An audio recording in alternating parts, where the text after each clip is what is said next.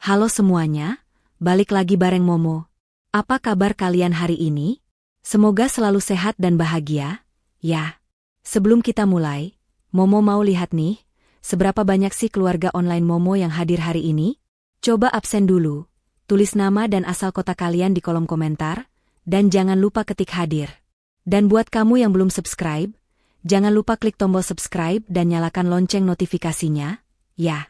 Supaya kamu gak ketinggalan setiap cerita seru, inspiratif, dan penuh makna dari Momo. Siap?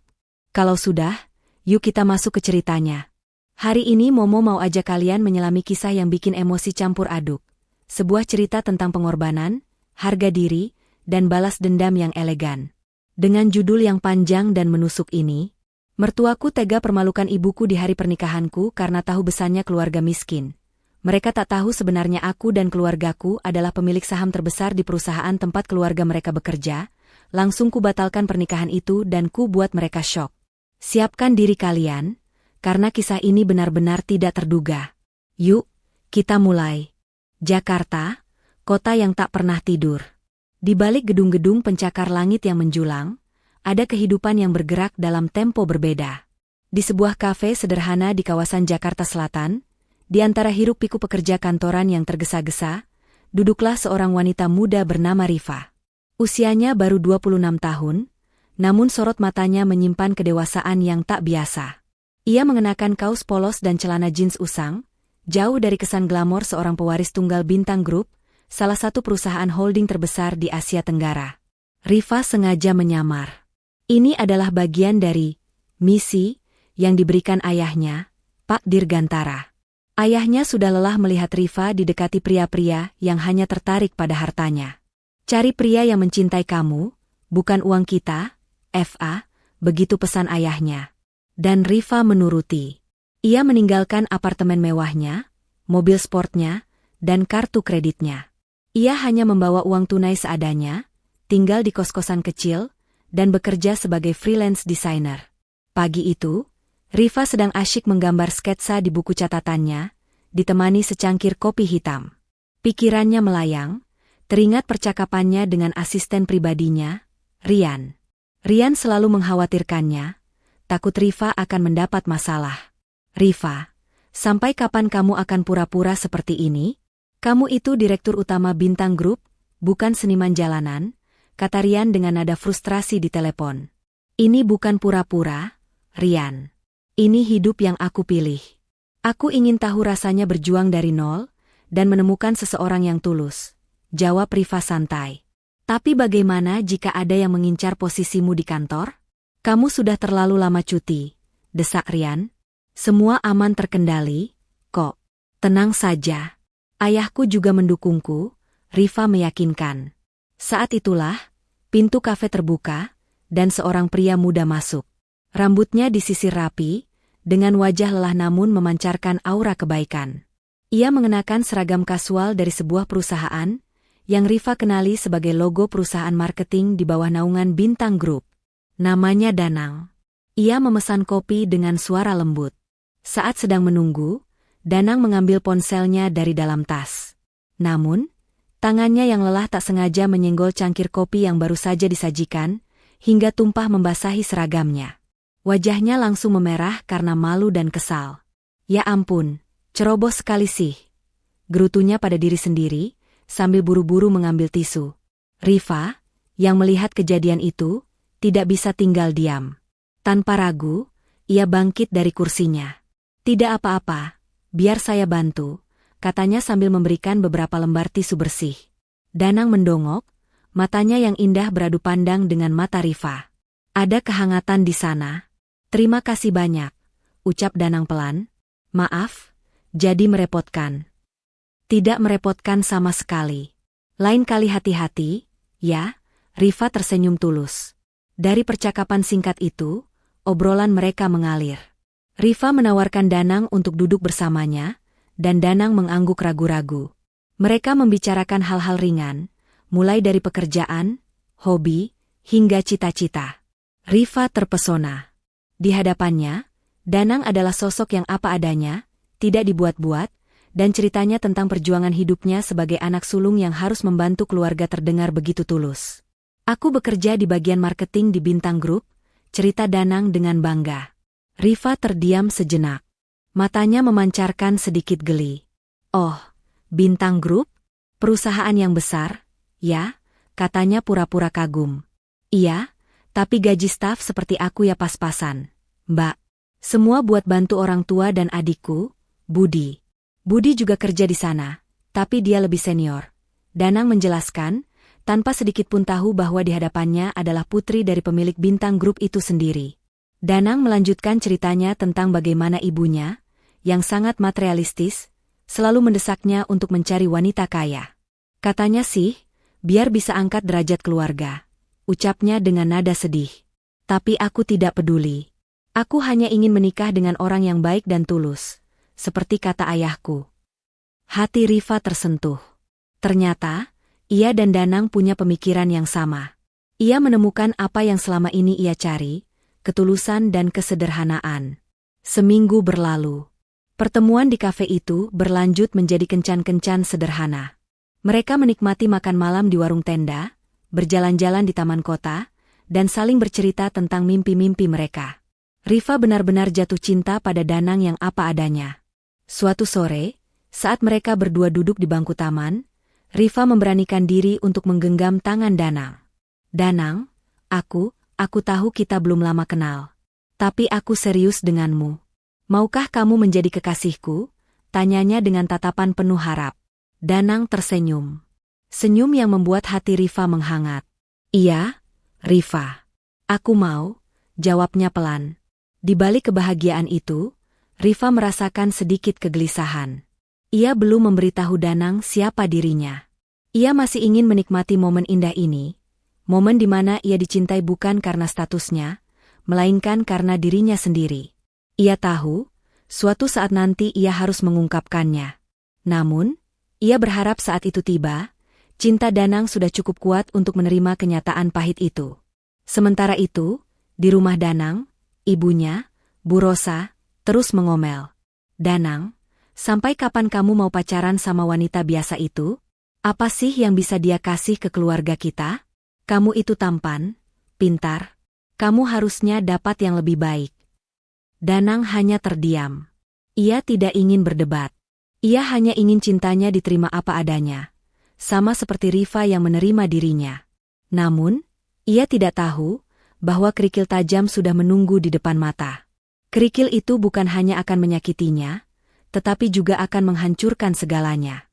Dan semua itu bermula dari satu rahasia besar yang disembunyikan Rifa. Hubungan Rifa dan Danang semakin serius. Setelah 3 bulan bersama, Rifa merasa inilah saatnya untuk melangkah lebih jauh. Ia mengajak Danang makan malam romantis di sebuah warung soto langganannya. Di tengah obrolan santai, Rifa mengeluarkan sebuah kotak bludru kecil dari sakunya. Danang terkejut. Di dalamnya, bukan cincin berlian mahal, melainkan cincin perak sederhana dengan ukiran nama mereka. Danang, kata Rifa, suaranya bergetar. Aku tahu aku bukan wanita kaya. Aku tidak punya mobil mewah, dan aku hanya seorang freelance designer dengan penghasilan pas-pasan. Tapi aku punya cinta yang tulus dan hati yang hanya untukmu. Maukah kamu menikah denganku? Mata Danang berkaca-kaca. Tanpa ragu, ia mengangguk. Ya, Rifa. Aku mau. Keduanya berpelukan, tidak peduli dengan keramaian di sekitar mereka. Kebahagiaan itu terasa begitu murni. Kabar baik itu disambut bahagia oleh Ibu Rifa, Bu Ratna, yang selama ini telah mengikuti kisah cinta anaknya. Bu Ratna, seorang wanita yang sederhana dan bijaksana, langsung mengajak Rifa untuk segera bertemu dengan keluarga Danang. Ibu ingin melihat sendiri, pria yang berhasil menaklukkan hati putri kesayangan ibu, katanya dengan senyum tulus. Namun, di rumah Danang, kabar itu disambut dengan respons yang sangat berbeda. Bu Rosa, Ibu Danang, langsung melontarkan kekesalan. Apa? Menikah? Dengan wanita miskin itu? Kamu ini sudah gila, Danang.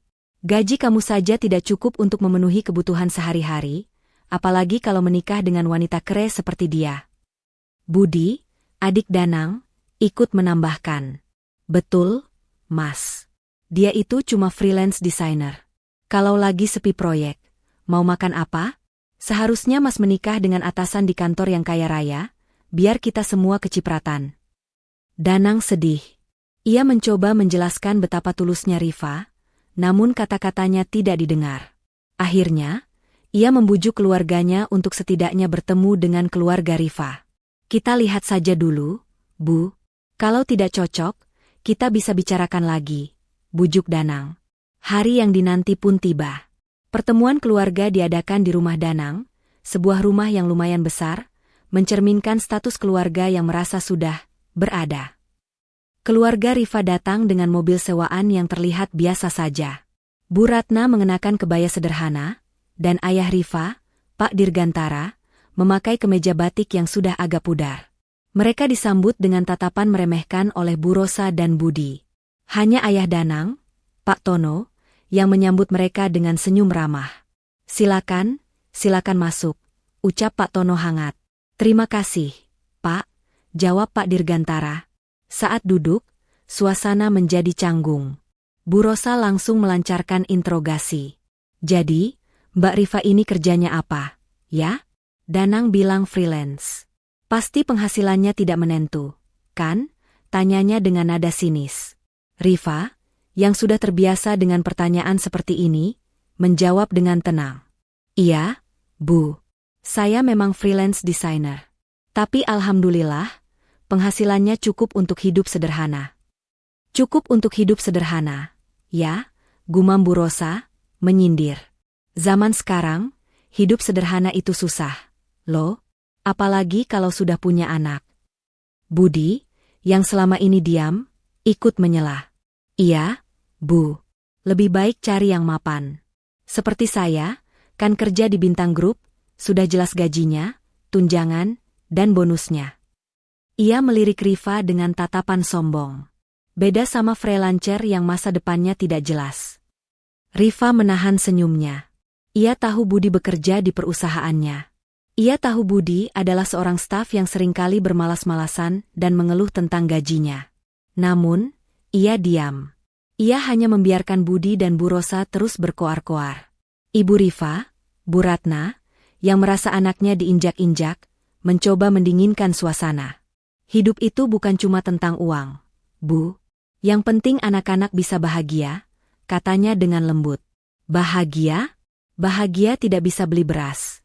Begitu? Bahagia itu butuh uang, Bu. Lihat saja Danang dan Budi, saya sekolahkan mereka tinggi-tinggi, agar bisa dapat pekerjaan bagus di perusahaan besar seperti Bintang Group, jawab Bu Rosa dengan suara lantang. Suasana semakin tegang. Danang merasa sangat malu dan tidak nyaman. Ia menatap Rifa, dan Rifa hanya mengangguk, seolah mengatakan, tenang saja. Rifa memegang tangan Danang di bawah meja, mencoba memberikan kekuatan. Setelah pertemuan yang penuh drama itu berakhir, keluarga Rifa pamit pulang. Di perjalanan, Bu Ratna bertanya pada suaminya. Apa tidak sebaiknya kita beritahu saja siapa kita sebenarnya? Pak, Ibu tidak tega melihat Rifa direndahkan seperti itu, katanya. Pak Dirgantara tersenyum. Biarkan saja, Bu. Mereka belum tahu siapa yang mereka hadapi. Kita lihat saja sampai mana kesombongan mereka. Sementara itu, di rumah Danang, badai besar sedang menerpa. Bu Rosa langsung menarik Danang ke kamar. Pokoknya ibu tidak setuju. Kamu harus putuskan wanita itu. Ibu sudah siapkan calon yang lebih baik, anak dari pemilik toko emas di sebelah. Danang menggeleng. Tidak, Bu. Aku mencintai Rifa. Aku tidak akan menikah dengan orang lain. Cinta, cinta. Cinta tidak bisa beli beras. Danang, dengarkan ibu. Jangan sampai kamu menyesal, bentak Bu Rosa. Budi menyela. Lagi pula, Mas, wanita itu terlalu sombong. Dibilang hidup sederhana, tapi mobilnya saja sewaan. Jelas-jelas cuma mau sok-sokan. Danang merasa terhimpit. Di satu sisi, ia mencintai Rifa. Di sisi lain, ia tidak ingin mengecewakan keluarganya. Namun, ia tidak tahu bahwa semua drama dan penghinaan ini akan menjadi awal dari kehancuran keluarga yang dipujanya. Rifa sudah melihat semuanya dan hanya menunggu saat yang tepat untuk bertindak. Meskipun Bu Rosa terus mengancam dan melarang, Danang tetap teguh. Ia percaya pada cintanya pada Rifa. Akhirnya, dengan berat hati dan syarat-syarat yang menyakitkan, Bu Rosa menyetujui pernikahan itu. Ia memaksa Rifa untuk memberikan uang mahar yang besar, yang dengan mudah dipenuhi oleh Rifa dari simpanan pribadinya, padahal ia bisa saja meminta jauh lebih dari itu pada ayahnya. Persiapan pernikahan dimulai, namun dengan suasana yang tidak menyenangkan. Rifa dan Danang merencanakan pernikahan sederhana, tetapi Bu Rosa mengambil alih. Ia bersikeras menggelar pernikahan mewah di sebuah hotel bintang 5, dengan tamu-tamu penting dari relasi bisnisnya. Alasannya satu, untuk menunjukkan bahwa putranya tidak menikah dengan wanita kere. Di sisi lain, ia berulang kali mengingatkan Rifa dan keluarganya agar tahu diri dan jangan bikin malu. Malam Midodareni tiba. Rifa, Danang, dan keluarga mereka berkumpul. Bu Rosa menyambut semua tamu dengan senyum lebar, memamerkan perhiasan yang ia kenakan. Ia menyapa setiap tamu penting dengan penuh keramahan, tetapi ketika tiba giliran keluarga Rifa, ia hanya bersikap dingin. Ia bahkan tidak memperkenalkan keluarga Rifa pada tamu-tamu lainnya. "Oh, itu keluarga besan saya," bisiknya pada salah satu tamu, sambil melirik Rifa dan keluarganya dengan tatapan jijik. "Mereka cuma orang biasa. Jangan terlalu pedulikan mereka." Ibu Rifa, Bu Ratna, menahan sakit hati. Ia mencoba tersenyum, tetapi air matanya hampir tumpah. Ayah Rifa, Pak Dirgantara, hanya bisa menggenggam tangan istrinya, mencoba menenangkan.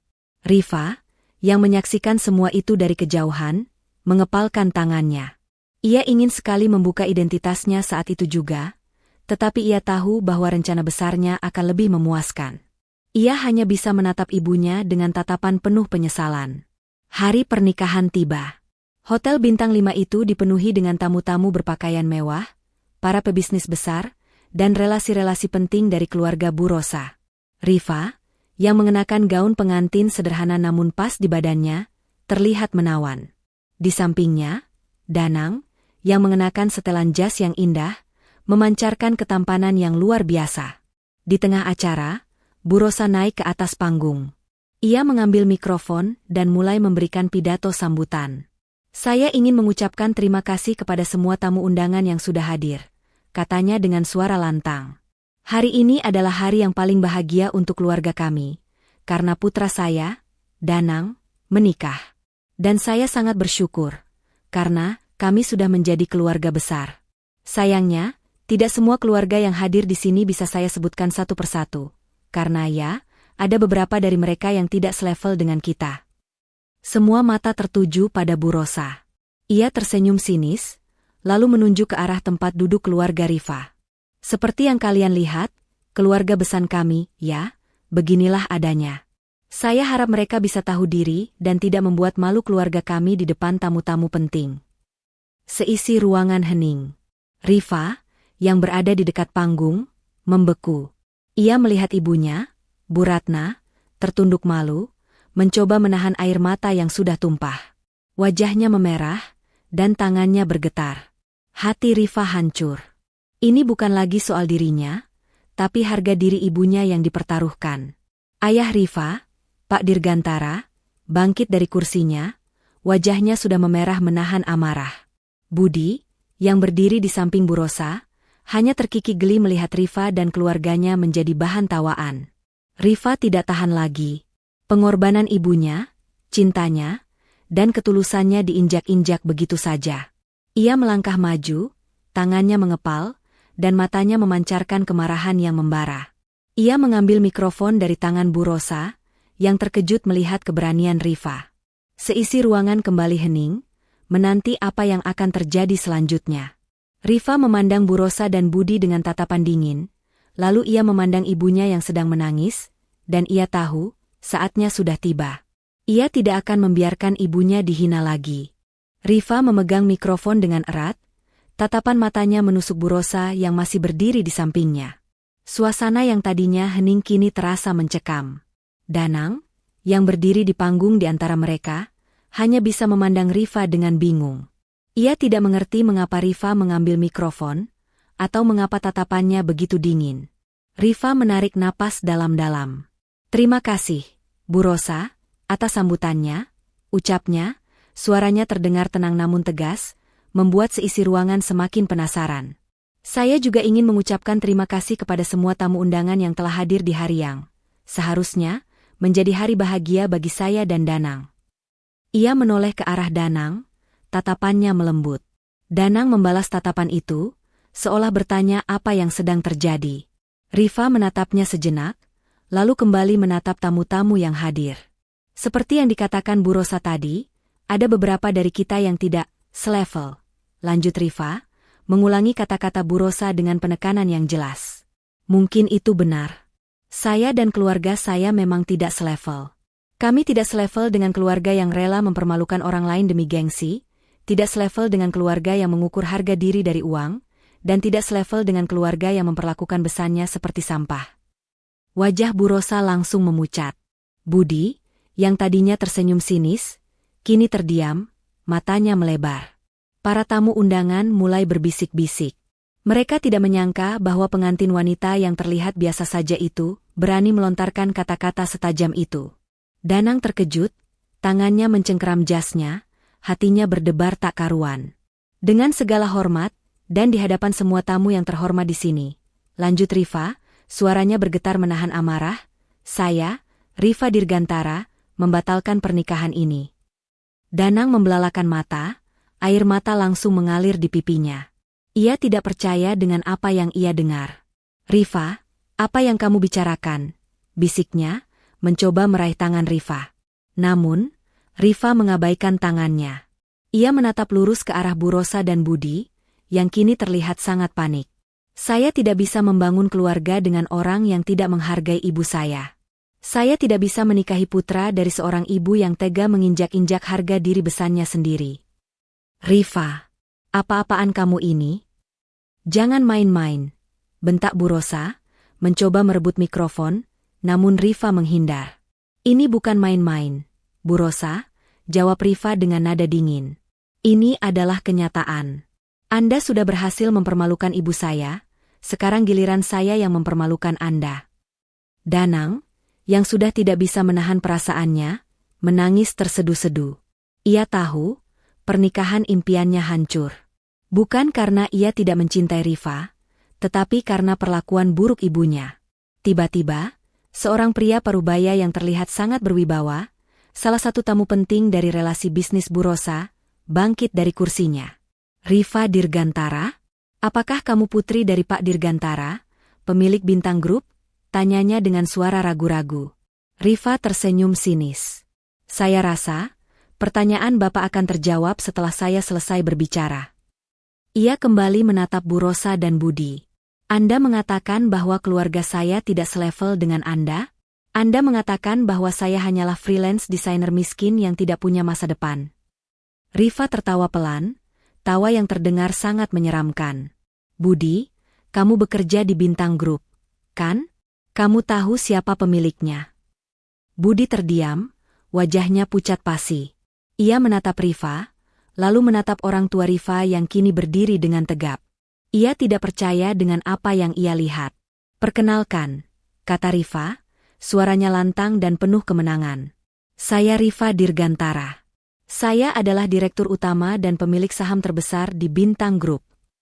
Seketika, ruangan yang tadinya ribut dengan bisik-bisik, kini sunyi senyap. Semua orang membeku di tempatnya. Bu Rosa terhuyung mundur, matanya melebar tak percaya. Budi jatuh terduduk di lantai, ia tidak bisa berkata-kata.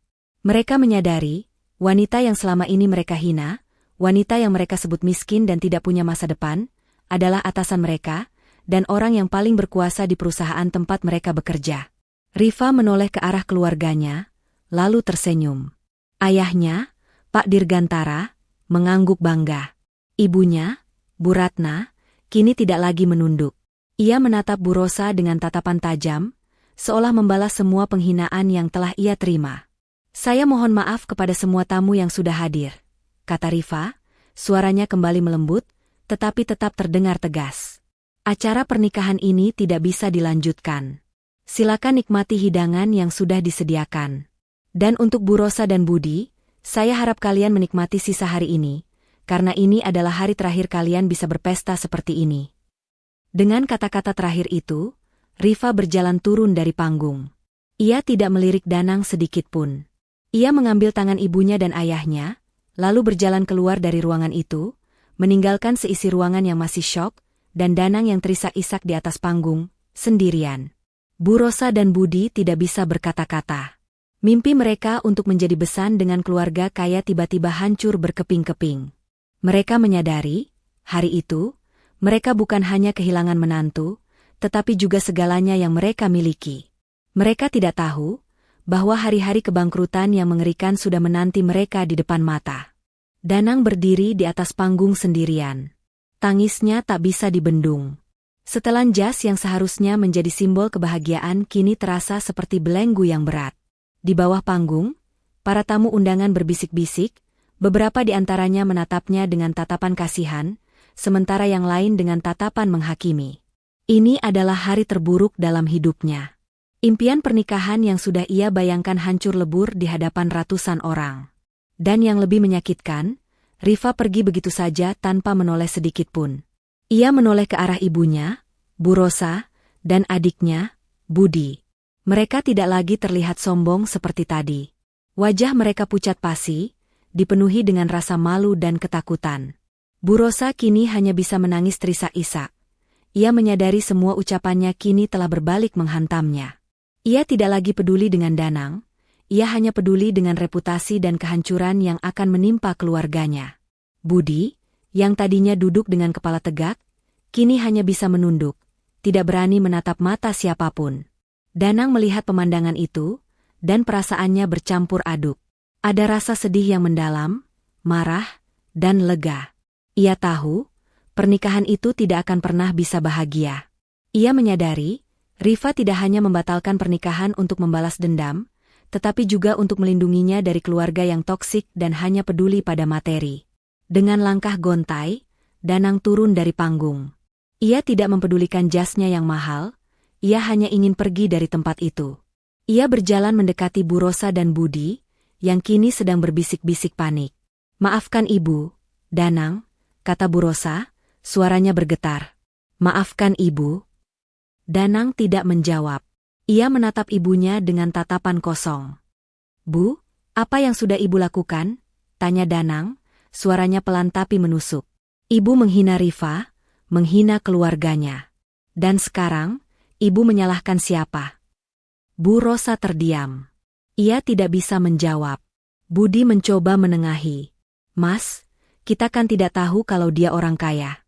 Kalau kita tahu, kita tidak akan begitu, kok." Danang tertawa sinis.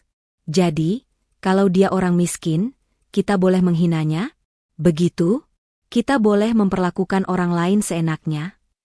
Budi bungkam. Ayahnya, Pak Tono, yang sedari tadi hanya diam, kini angkat bicara. "Sudahlah, Danang, jangan ribut di sini, kita pulang saja." Mereka bergegas keluar dari hotel, menghindari tatapan para tamu undangan. Di dalam mobil, tidak ada yang bicara. Hanya suara isakan Bu Rosa yang terdengar. Danang hanya bisa menatap keluar jendela, air matanya terus mengalir. Ia tidak menangisi pernikahan yang batal, tetapi ia menangisi kebodohan keluarganya, dan cinta tulusnya yang dikhianati. Ia menyadari, ia harus membuat keputusan. Ia tidak bisa lagi hidup di bawah bayang-bayang keluarga yang tidak mendukungnya. Sampai di rumah, Bu Rosa langsung pingsan. Mungkin karena syok dan malu. Budi sibuk mengurus ibunya, sementara Danang hanya bisa masuk ke kamarnya. Ia duduk di lantai, bersandar di dinding, dan memandang sekeliling. Kamar itu dipenuhi dengan barang-barang mahal yang dibelikan oleh Bu Rosa, agar Danang bisa terlihat selevel dengan teman-temannya. Danang memandang barang-barang itu dengan jijik. Ia menyadari, semua barang-barang ini tidak bisa membeli kebahagiaan. Danang mengambil ponselnya. Ia membuka galeri foto, melihat foto-fotonya bersama Rifa. Foto-foto saat mereka makan soto, saat mereka berjalan-jalan di taman, saat Rifa melamarnya dengan cincin perak sederhana. Air matanya kembali tumpah. Ia tahu, Rifa adalah wanita yang baik, wanita yang tulus. Ia tahu, Rifa tidak pantas mendapatkan perlakuan seperti itu. Ia membuka kontak Rifa. Hatinya ingin sekali menelepon Rifa, meminta maaf, dan menjelaskan semuanya. Namun, ia tidak berani. Ia menyadari, semua ini adalah kesalahannya. Ia seharusnya lebih tegas pada ibunya. Ia seharusnya lebih berani membela Rifa. Ia malu. Ia merasa tidak pantas untuk Rifa. Pikiran Danang dipenuhi dengan kenangan Rifa, dan ia pun teringat pesan Rifa saat mereka pertama kali bertemu. Aku ingin tahu rasanya berjuang dari nol, dan menemukan seseorang yang tulus, katanya. Danang menyadari, ia tidak boleh berlarut-larut dalam kesedihan. Ia harus bangkit. Ia harus membuktikan pada Rifa, pada keluarganya, dan pada dirinya sendiri, bahwa ia adalah pria yang kuat dan mandiri. Ia bangkit, mengambil koper kecilnya, dan mulai mengemas barang-barangnya. Ia hanya membawa barang-barang yang paling penting, pakaian, buku-buku, dan cincin perak pemberian Rifa. Ia meninggalkan semua barang-barang mewah yang dibelikan ibunya. Ia tidak ingin lagi hidup di bawah bayang-bayang kemewahan palsu itu. Saat ia berjalan keluar dari kamarnya, ia bertemu dengan Budi. "Mas mau kemana?" "Ibu masih sakit." "Loh?" tanya Budi, suaranya terdengar cemas. "Aku mau pergi," jawab Danang, suaranya tenang dan tegas. "Aku tidak akan kembali sampai aku menemukan diriku sendiri." Budi mencoba menahan Danang, tetapi Danang sudah mengambil keputusan. Ia berjalan keluar dari rumah, tidak peduli dengan teriakan Budi. Ia hanya ingin memulai hidup baru, hidup yang ia pilih sendiri, tanpa campur tangan keluarganya. Ia tidak tahu bahwa keputusan ini akan membawanya pada takdir yang lebih besar, dan akan membawanya kembali berhadapan dengan Rifa, di tengah-tengah rencana balas dendam yang telah Rifa siapkan. Di dalam mobil mewah yang kini terasa asing, Rifa duduk diam di kursi belakang, bersampingan dengan ayahnya. Ibunya, Bu Ratna, duduk di depan, sesekali menyeka air mata yang masih tersisa. Kemarahan di hati Rifa belum padam, namun kini bercampur dengan rasa sakit yang menusuk. Ia tidak tahu apa yang lebih menyakitkan, melihat ibunya dipermalukan di depan umum, atau melihat Danang, pria yang dicintainya, berdiri sendirian di atas panggung dengan setelan jas yang basah oleh air mata. "Rifa, kamu yakin dengan keputusanmu?" tanya Pak Dirgantara, suaranya tenang, namun Rifa tahu ayahnya juga merasakan amarah yang sama. "Sangat yakin, Ayah," jawab Rifa, suaranya dingin.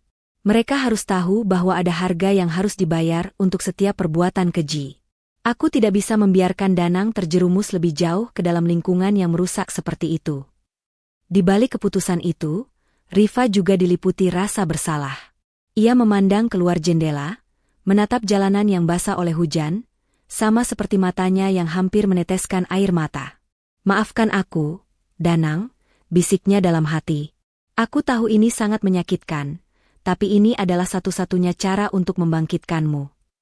Ia percaya bahwa Danang adalah pria yang kuat dan mandiri, dan perlakuan keluarganya yang mengerikan ini akan menjadi katalis yang ia butuhkan untuk benar-benar berdiri di atas kakinya sendiri. Sesampainya di rumah, Rifa langsung mengambil ponselnya. Wajahnya yang tegang kini kembali ke mode, direktur utama. Ia menghubungi Rian, asisten pribadinya. "Rian, batalkan semua cuti saya. Saya akan kembali ke kantor besok pagi. Ada pekerjaan penting yang harus kita selesaikan," perintahnya dengan nada dingin. "Dan kirimkan surat pengunduran diri atas nama saya dari semua grup chat dan komunitas freelance yang saya ikuti." "Ada yang bisa saya bantu, Bos?" tanya Rian, yang sudah mendengar kabar tentang insiden pernikahan yang viral di media sosial. "Tentu. Dengarkan baik-baik. Saya mau kamu periksa semua laporan kinerja Budi, karyawan Bintang Group. Saya ingin semua laporan itu dikaji ulang, dari laporan keuangan hingga kinerja harian. Saya ingin tahu, sudah berapa lama dia membolos, memalsukan laporan, dan apa saja yang telah ia lakukan di belakang saya. Semua bukti harus dikumpulkan dengan rapi," perintah Rifa. "Siap, Bos," jawab Rian, suaranya tegang. "Satu lagi," tambah Rifa. "Kirimkan tim audit internal ke perusahaan Bu Rosa. Cari celah sekecil apapun. Saya ingin semua kontrak mereka dengan Bintang Group dibatalkan. Saya ingin mereka bangkrut. Saya tidak mau ada satupun aset yang tersisa. Rifa mengakhiri panggilan itu. Ia mengepalkan tangannya. Ini bukan balas dendam, ini adalah keadilan, gumamnya. Keadilan untuk ibuku, dan keadilan untuk Danang.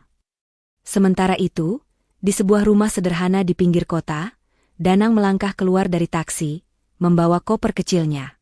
Ia menyewa sebuah kamar kos-kosan dengan uang simpanannya. Udara malam terasa dingin, namun hatinya terasa lebih dingin. Ia sendirian. Ia tahu, ia telah membakar semua jembatan dengan keluarganya. Tidak ada lagi tempat untuk kembali. Namun, di dalam hatinya, ia merasa sedikit lega. Ia tidak lagi harus mendengar omelan ibunya, ia tidak lagi harus merasa malu karena adiknya yang sombong. Ia bebas. Malam itu, Danang tidak bisa tidur. Ia terus memandang cincin perak pemberian Rifa. Ia teringat janji Rifa bahwa ia akan selalu ada untuknya. Namun, kini ia sendirian. Air matanya kembali tumpah. Rifa, mengapa kamu melakukan ini? Mengapa kamu tidak memberitahuku siapa kamu sebenarnya? Bisiknya, di tengah isak tangis. Di sisi lain, kehidupan Bu Rosa dan Budi berubah 180 derajat. Setelah dipermalukan di depan umum, mereka menjadi bahan gunjingan para tamu undangan. Semua relasi bisnis yang tadinya dekat, kini menjauhi mereka. Telepon yang tadinya berdering tiada henti, kini sunyi. Pagi harinya, Budi datang ke kantor dengan wajah lelah dan pikiran kacau. Ia masih tidak percaya bahwa Rifa, wanita yang ia remehkan, adalah direktur utamanya. Sesampainya di meja kerjanya, ia menemukan sebuah surat. Surat itu berasal dari divisi HRD. Tangannya bergetar saat ia membacanya. Berdasarkan hasil audit internal dan laporan investigasi, Anda, Budi Santoso, terbukti telah melakukan pelanggaran berat terhadap kode etik perusahaan, termasuk ketidakhadiran tanpa keterangan dan penyalahgunaan wewenang. Oleh karena itu, perusahaan memutuskan untuk memberhentikan Anda dari jabatan Anda, terhitung mulai hari ini juga. Wajah Budi langsung pucat pasi. Ia tidak percaya dengan apa yang ia baca. Ini tidak mungkin. Ini pasti salah. Ini pasti ulah Rifa.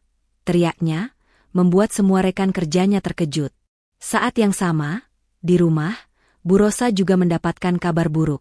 Perusahaan catering miliknya, yang selama ini menjadi pemasok untuk Bintang Group, mendapatkan surat pemberitahuan bahwa semua kontraknya dibatalkan secara sepihak. Alasannya, ada ketidaksesuaian laporan keuangan dan kualitas produk yang tidak memenuhi standar. Semua alasan itu dibuat-buat, dan Bu Rosa tahu itu. Tidak mungkin. Ini tidak mungkin. Ini pasti ulah Rifa. Teriaknya, sambil melempar surat itu ke lantai. Ia merasa dunia sudah runtuh. Ia kehilangan menantu kaya, dan kini ia akan kehilangan segalanya. Bu Rosa dan Budi mencoba menghubungi Rifa, tetapi ponsel mereka sudah diblokir. Mereka mencoba menghubungi keluarga Rifa, tetapi tidak ada yang menjawab. Mereka menyadari, mereka sudah terjerat dalam jerat balas dendam yang elegan dari Rifa. Di sisi lain, di ruangannya yang mewah di lantai teratas gedung Bintang Group, Rifa duduk di kursi kebesarannya. Matanya memandang keluar jendela, menatap kota Jakarta yang sibuk. Di hadapannya, ada tumpukan laporan kinerja Budi yang penuh dengan catatan merah, dan laporan audit perusahaan Bu Rosa yang penuh dengan kejanggalan. Ia merasa sedikit lega, sedikit puas. Namun, ada satu hal yang masih mengganjal di hatinya. Rian, panggilnya, tanpa menoleh. Bagaimana kabar Danang? Rian, yang sudah tahu betul kemana arah pembicaraan ini, menjawab dengan hati-hati. Dia sudah keluar dari rumah, bos. Dia menyewa kos-kosan kecil di daerah Menteng. Dia juga sudah mulai mencari pekerjaan baru. Rifa mengangguk pelan. Pastikan dia tidak kekurangan apapun, tapi jangan biarkan dia tahu. Kirimkan dia hadiah, buku, makanan, apapun yang dia butuhkan, tapi secara anonim. Siap, bos, jawab Rian, tersenyum. Ia tahu, di balik wajah dingin Rifa, ada cinta yang sangat tulus untuk Danang. Rifa kembali memandang keluar jendela. Hatinya terasa sakit, namun ia tahu, ia telah melakukan hal yang benar. Ia tidak bisa menikahi Danang, tidak sampai Danang benar-benar lepas dari pengaruh keluarganya yang toksik.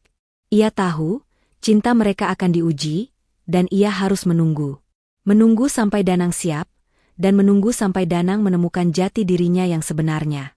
Sementara itu, Danang duduk di sebuah bangku taman, di seberang kos-kosannya. Ia memandang ke atas, menatap langit yang dipenuhi bintang. Ia merasa sendirian, namun juga merasa penuh harapan. Ia tidak tahu apa yang akan terjadi di masa depan, namun ia tahu satu hal, ia akan berjuang. Ia akan membuktikan bahwa ia adalah pria yang kuat, pria yang tidak bisa diinjak-injak oleh siapapun. Ia tidak tahu bahwa di kejauhan, Riva sedang mengawasinya, dan di dalam kegelapan, ada rencana lain yang sedang menunggu. Kehancuran itu datang lebih cepat dari yang dibayangkan Bu Rosa dan Budi. Setelah Budi dipecat dan perusahaan catering Bu Rosa kehilangan kontraknya dengan Bintang Group, badai masalah mulai berdatangan tak henti.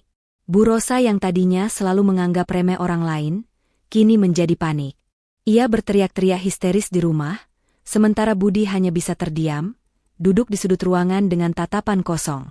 Budi, apa yang harus kita lakukan? Bintang Group itu pelanggan terbesar kita. Kalau kontraknya dibatalkan, kita bisa bangkrut. Teriak Bu Rosa, tangisnya tak lagi terdengar seperti tangis penyesalan, melainkan tangis ketakutan. Budi, yang kini merasakan pahitnya kenyataan, mencoba menenangkan ibunya. Tenang, Bu. Kita masih punya pelanggan lain. Kita bisa cari yang baru. Namun, mencari pelanggan baru ternyata tidak semudah yang dibayangkan. Riva, yang kini kembali mengambil alih kursi direktur utama, tidak hanya membatalkan kontrak, tetapi juga menyebarkan berita tentang kinerja buruk catering Bu Rosa melalui jalur-jalur bisnis informal. Ia memastikan bahwa tidak ada satupun perusahaan besar yang mau bekerja sama dengan mereka. Setiap kali Bu Rosa mengajukan proposal, ia selalu ditolak. Maaf, Bu, kami dengar ada masalah dengan kualitas produk Anda, begitu ucapan yang selalu ia terima. Bu Rosa dan Budi mulai putus asa. Mereka mencoba menghubungi relasi-relasi bisnis yang mereka banggakan, tetapi tidak ada yang mau membantu. Mereka semua menjauhi Bu Rosa, takut terkena imbas dari perseteruan dengan Riva Dirgantara yang kekuasaannya tidak mereka duga. Rumah mereka yang tadinya selalu dipenuhi tawa dan obrolan tentang kesuksesan, kini terasa sepi dan mencekam. Tagihan-tagihan mulai menumpuk.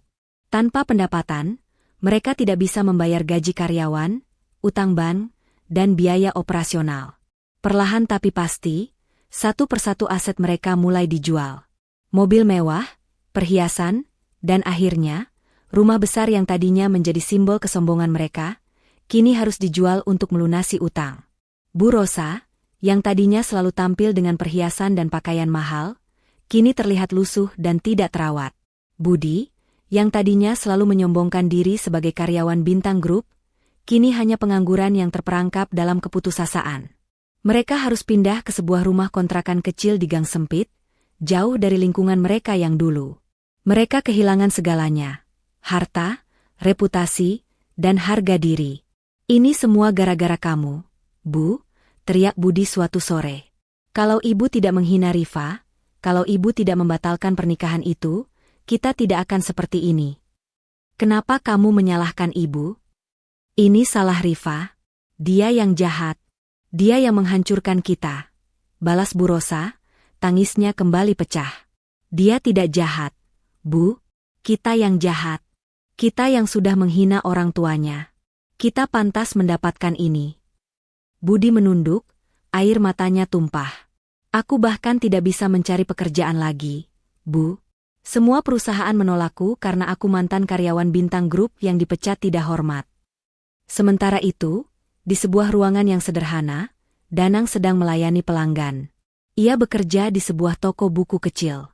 Gajinya memang tidak seberapa, tetapi ia sangat bahagia. Ia bertemu dengan orang-orang baik, membaca buku-buku yang menginspirasinya, dan ia merasa mandiri. Ia menyadari, kebahagiaan sejati tidak bisa diukur dari harta. Meskipun ia tidak lagi berhubungan dengan keluarganya, ia masih mengkhawatirkan mereka. Ia mendengar desas-desus tentang perusahaan catering ibunya yang bangkrut dan adiknya yang dipecat. Hatinya merasa sakit. Namun, ia tidak tahu harus berbuat apa. Di sisi lain, Rifa selalu mendapatkan laporan tentang Danang dari Rian. "Bos, Danang sudah mulai bekerja di toko buku. Dia terlihat bahagia," lapor Rian. "Bagus," jawab Rifa, sambil tersenyum tipis. "Pastikan dia tidak kekurangan apapun, tapi jangan biarkan dia tahu. Kirimkan dia hadiah, buku, makanan, apapun yang dia butuhkan, tapi secara anonim." "Siap, bos," jawab Rian, tersenyum. Ia tahu, di balik wajah dingin Rifa, ada cinta yang sangat tulus untuk Danang. Rifa tahu, balas dendamnya sudah hampir selesai. Ia sudah berhasil membuat Bu Rosa dan Budi merasakan penderitaan yang sama seperti yang ibunya rasakan. Namun, ia juga tahu, ia harus berhati-hati. Rencana balas dendamnya hanyalah langkah awal. Langkah selanjutnya adalah bagaimana ia bisa mendapatkan Danang kembali, setelah semua yang terjadi. Ia tahu, itu tidak akan mudah. Ia harus menunggu sampai Danang benar-benar lepas dari pengaruh keluarganya yang toksik. Ia tahu, cinta mereka akan diuji, dan ia harus menunggu. Menunggu sampai Danang siap, dan menunggu sampai Danang menemukan jati dirinya yang sebenarnya. Di sebuah rumah kontrakan kecil, Bu Rosa dan Budi duduk berdua, saling menatap dengan tatapan kosong. Mereka tidak punya apa-apa lagi. Mereka kehilangan segalanya karena kesombongan dan keangkuhan mereka sendiri. Mereka menyadari, mereka telah salah. Namun, penyesalan itu datang terlambat. Danang merasa hidupnya kini lebih tenang. Meskipun gajinya pas-pasan, ia sangat menikmati pekerjaannya di toko buku. Ia merasa tidak lagi terbebani oleh ekspektasi ibunya yang tak pernah puas, atau rasa malu karena tingkah laku adiknya. Ia juga seringkali menerima hadiah-hadiah anonim yang entah dari siapa. Sebuah buku langka, sekotak kue, atau bahkan sebungkus soto dari warung langganannya. Ia menduga Rifa berada di balik semua ini, tetapi ia tidak berani berharap. Setiap kali ia memikirkan Rifa, hatinya terasa sakit dan perih. Ia masih merasa malu dan tidak pantas. Sore itu, saat Danang sedang menata buku di rak paling atas, pintu toko terbuka dan bel berdering. Seorang wanita masuk. Jantung Danang langsung berdebar kencang. Ia mengenali sosok itu. Wanita itu memakai kaos polos dan celana jeans, persis seperti Rifa yang ia kenal dulu. Rifa berjalan mendekat, tatapannya lekat pada Danang. "Danang," sapanya, suaranya lembut, sama seperti saat pertama kali mereka bertemu. Danang terdiam. Tangannya yang memegang buku bergetar. Ia turun dari tangga dan menatap Rifa dengan mata berkaca-kaca. Ada kerinduan, amarah, dan kebingungan yang campur aduk di matanya. "Rifa," bisiknya. Mereka berdua duduk di bangku di sudut toko, di antara rak-rak buku yang menjulang tinggi. Suasana hening, hanya suara bisik-bisik dari pelanggan lain yang terdengar. Danang memandang Rifa, mencoba membaca ekspresi wajahnya. Rifa yang ia kenal kini adalah direktur utama Bintang Group, wanita yang memiliki segalanya. Bukan lagi Rifa si freelance desainer miskin yang ia cintai. "Danang, aku minta maaf," ucap Rifa, memecah keheningan. "Aku minta maaf atas semua yang terjadi. Aku tahu ini sangat menyakitkan." Danang menunduk. "Kenapa, Rifa? Kenapa kamu tidak jujur dari awal? Kenapa kamu harus berbohong?" "Aku tidak berbohong, Danang. Aku hanya menyembunyikan kebenaran," jawab Rifa, suaranya pelan. "Ayahku memintaku untuk menemukan seseorang yang mencintaiku apa adanya, bukan karena hartaku. Dan saat aku bertemu kamu, aku tahu kamu adalah orangnya. Aku bahagia. Aku tidak ingin merusak kebahagiaan itu dengan statusku. Tapi kamu malah merusaknya dengan cara lain," balas Danang, suaranya bergetar.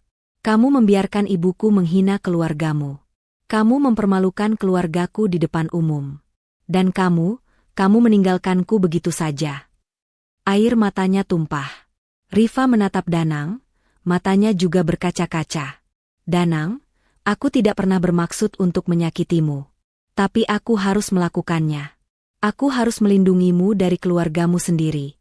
Aku harus membuatmu menyadari bahwa kebahagiaan sejati tidak bisa diukur dari uang." Rifa berhenti sejenak, lalu melanjutkan, "Dan yang paling penting, aku tidak bisa membiarkan ibuku dipermalukan. Beliau adalah wanita yang paling berharga dalam hidupku." Danang terdiam. Ia tahu, Rifa benar.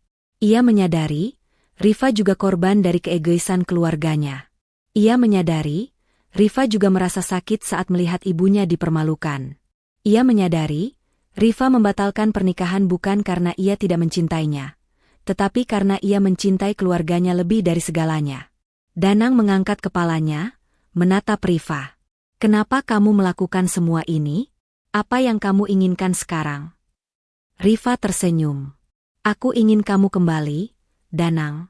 Tapi bukan Danang yang dulu. Aku ingin kamu kembali sebagai pria yang kuat, yang mandiri, yang sudah menemukan jati dirinya sendiri. Aku ingin kamu kembali sebagai pria yang mencintaiku apa adanya, sama seperti aku mencintaimu. Pada saat yang sama, di sebuah rumah kontrakan kecil, Bu Rosa dan Budi sedang duduk di lantai. Mereka tidak punya makanan, tidak punya uang, tidak punya harapan. Mereka kini hanya bisa mengandalkan bantuan dari tetangga sekitar yang iba. Bu Rosa memandang Budi, lalu ia teringat wajah Danang, putranya yang dulu ia hina. Ia teringat betapa sombongnya ia dulu. Ia menangis terisak-isak. Maafkan ibu, Danang, bisiknya, suaranya parau. Ibu sangat merindukanmu. Di sisi lain, Budi juga terdiam. Ia teringat Rifa, atasan yang ia remehkan. Ia teringat semua perkataannya yang sombong. Ia menyadari, Rifa tidak hanya menghancurkan karirnya, tetapi juga memberinya pelajaran berharga. Aku tahu aku salah, gumamnya, air matanya menetes. Aku tidak akan mengulangi kesalahan yang sama. Danang memandang Rifa, lalu ia memandang cincin perak di jarinya. Ia teringat semua kenangan indah mereka, dan ia juga teringat semua penderitaan yang ia alami. Ia tahu, Rifa adalah wanita yang baik, tetapi ia juga tahu, ada luka yang harus ia sembuhkan. Ia menarik napas dalam-dalam, lalu menatap Rifa. Rifa, aku butuh waktu, katanya, suaranya penuh dengan tekad. Aku butuh waktu untuk menyembuhkan lukaku. Aku butuh waktu untuk benar-benar mandiri. Dan aku butuh waktu untuk memaafkan. Maukah kamu menunggu? Rifa tersenyum. Senyum yang tulus, senyum yang sama seperti saat mereka pertama kali bertemu. Ia mengangguk. Aku akan menunggumu, Danang. Aku akan menunggumu sampai kamu siap. Sampai saat itu tiba, aku akan selalu ada di sini, untukmu. Dengan kata-kata terakhir itu, Rifa bangkit dan berjalan keluar dari toko, meninggalkan Danang sendirian, tetapi kali ini, Danang tidak merasa sedih. Ia merasa penuh harapan. Ia tahu, ia masih punya cinta, dan ia tahu, ia masih punya kesempatan. Ia tahu, ini bukan akhir dari segalanya, tetapi awal dari babak baru dalam hidupnya.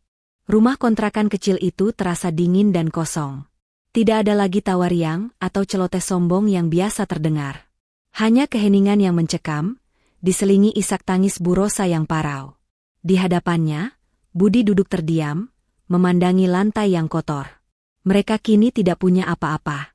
Harta mereka, rumah mewah mereka, reputasi mereka, semuanya hilang. Mereka kehilangan segalanya, dan yang paling menyakitkan, mereka kehilangan Danang. Budi, kenapa semua ini harus terjadi? Tanya Bu Rosa, suaranya lemah. Kenapa kita jadi seperti ini? Budi, yang tadinya terdiam, kini angkat bicara.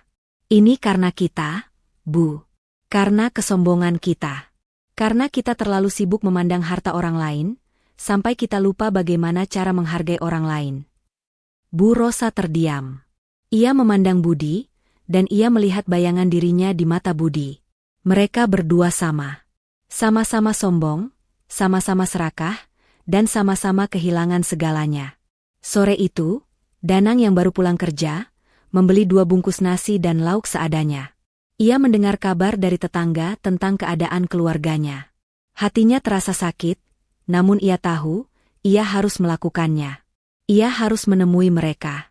Ia berjalan ke arah rumah kontrakan itu. Jantungnya berdebar kencang. Ia tidak tahu apa yang harus ia katakan, atau bagaimana ia harus bereaksi. Ia hanya tahu, ia harus datang. Saat ia mengetuk pintu, Budi yang membukanya. Budi terkejut melihat Danang. Wajahnya yang kusam kini terlihat cerah, dan matanya memancarkan kelegaan. Mas, kamu datang? Bisiknya, suaranya bergetar. Danang mengangguk. Iya, aku datang. Budi mempersilakan Danang masuk. Bu Rosa yang melihat Danang, langsung memeluk putranya dengan erat. Ia menangis terseduh-seduh, tangisan yang penuh dengan penyesalan dan kerinduan.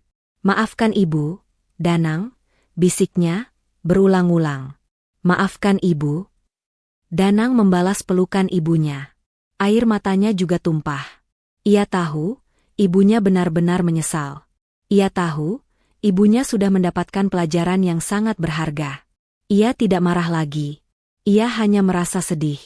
Sedih melihat keluarganya yang hancur. Bu, aku tidak apa-apa, bisik Danang, mencoba menenangkan ibunya. Aku sudah memaafkan ibu. Bu Rosa melepaskan pelukannya, menatap Danang dengan mata berkaca-kaca. Ibu tidak hanya minta maaf pada kamu, Danang. Ibu juga minta maaf pada Rifa, pada ibunya, pada ayahnya. Ibu sudah mempermalukan mereka semua. Ibu pantas mendapatkan semua ini. Budi mengangguk, air matanya menetes. Mas, maafkan aku juga. Aku sudah sombong, aku sudah menghina Rifa. Aku benar-benar menyesal. Danang memandang Bu Rosa dan Budi. Ia tahu, mereka tidak berbohong. Mereka benar-benar menyesal. Ia tahu, ini adalah saatnya untuk memaafkan. Ia mengambil 2 bungkus nasi yang ia bawa. Bu, Budi, ayo kita makan. Aku tahu, kita tidak punya apa-apa lagi. Tapi kita masih punya satu sama lain. Bu Rosa dan Budi menatap nasi bungkus itu, lalu menatap Danang. Air mata mereka kembali tumpah. Kali ini bukan karena kesedihan, melainkan karena kebahagiaan. Mereka tahu, Danang sudah kembali. Dan mereka tahu, mereka masih punya kesempatan. Meskipun mereka sudah berdamai, Danang tahu, ia tidak bisa kembali ke rumah ini. Ia tahu, ia harus tetap berjuang sendiri. Bu, aku akan bantu kalian sebisanya. Tapi kalian harus bangkit. Kalian harus cari pekerjaan, kalian harus mulai dari nol lagi. Katanya, suaranya tenang namun tegas. Bu Rosa dan Budi mengangguk. Mereka tidak membantah. Mereka tahu, Danang benar. Mereka harus berjuang. Mereka harus membuktikan bahwa mereka sudah berubah. Danang pulang ke kosannya dengan hati yang lega. Ia tahu, babak baru dalam hidup keluarganya sudah dimulai. Babak yang penuh dengan penyesalan, pengampunan, dan perjuangan. Ia juga tahu, ia harus tetap berjuang. Ia harus membuktikan pada Rifa, bahwa ia adalah pria yang mandiri. Ia harus menunjukkan pada Rifa, bahwa cintanya tidak salah. Ia tidak tahu, bahwa di kejauhan, Rifa sedang memperhatikan mereka, dan tersenyum. Di ruang tunggu kantor Rifa, Budi duduk dengan gelisah. Ia telah menunggu hampir 1 jam. Setelah insiden pengungkapan identitas yang menggemparkan, reputasi keluarga Budi hancur. Bisnis mereka bangkrut, dan mereka kehilangan semua yang mereka miliki. Sekarang, ia datang untuk memohon. Pintu terbuka dan Rifa keluar. Wajahnya tenang namun tegas, tidak ada lagi amarah yang membara di matanya. Ada apa? Tanyanya dingin. Rifa, saya mohon ampuni saya dan keluarga saya, kata Budi dengan suara bergetar. Saya tahu saya telah berbuat salah. Saya telah meremehkan kamu dan menghancurkan hati ibumu. Rifa tersenyum tipis. Budi, aku tidak butuh maafmu. Aku juga tidak butuh pengakuanmu. Ia menepuk pundak Budi. Tapi yang aku butuh adalah kamu sadar, bahwa setiap perbuatan ada konsekuensinya. Aku berharap kamu belajar dari semua ini. Rifa melangkah masuk ke dalam kantornya, meninggalkan Budi yang masih membatu di tempatnya. Setelah semua yang terjadi, Rifa menyadari bahwa balas dendamnya tidak membuatnya bahagia. Yang membuatnya bahagia adalah hidup tenang dan damai, tanpa dendam di hatinya. Ia menyadari bahwa kekuatan sejati bukan terletak pada seberapa besar ia bisa menghancurkan orang lain, melainkan seberapa besar ia bisa mengendalikan diri dan memaafkan. Sementara itu, Bu Rosa dan Budi juga menjalani hari-hari mereka dengan penuh penyesalan. Bu Rosa yang dulu angkuh kini menjadi wanita yang jauh lebih rendah hati. Ia mengambil pelajaran pahit dari kejadian itu dan mencoba untuk membangun kembali hidupnya. Begitu juga dengan Budi, Ia sadar bahwa kekayaan bukanlah segalanya. Rifa memilih untuk tidak menghukum mereka lebih jauh. Ia membiarkan mereka menghadapi konsekuensi perbuatan mereka sendiri. Ia fokus pada pengembangan perusahaannya, yang kini semakin sukses. Kisah Rifa dan keluarga Budi menjadi pelajaran bagi banyak orang, bahwa kejujuran dan ketulusan jauh lebih berharga daripada kekayaan dan status. Akhirnya, Rifa dan Danang menikah. Pernikahan mereka sederhana namun penuh cinta. Setelah Danang berhasil menjadi laki-laki yang mandiri dan berani, mereka membangun keluarga kecil yang bahagia, di mana Rifa bisa menemukan kedamaian yang selama ini ia cari. Ia hidup bahagia bersama Danang dan anak-anak mereka, meninggalkan masa lalu yang penuh dendam di belakangnya. Pesan moral dari kisah ini adalah, dendam hanya akan melukai diri sendiri. Kebahagiaan sejati bukanlah tentang membalas dendam, melainkan tentang memaafkan dan membangun hidup yang lebih baik. Kekuatan sejati terletak pada hati yang lapang, bukan pada kekayaan atau status sosial.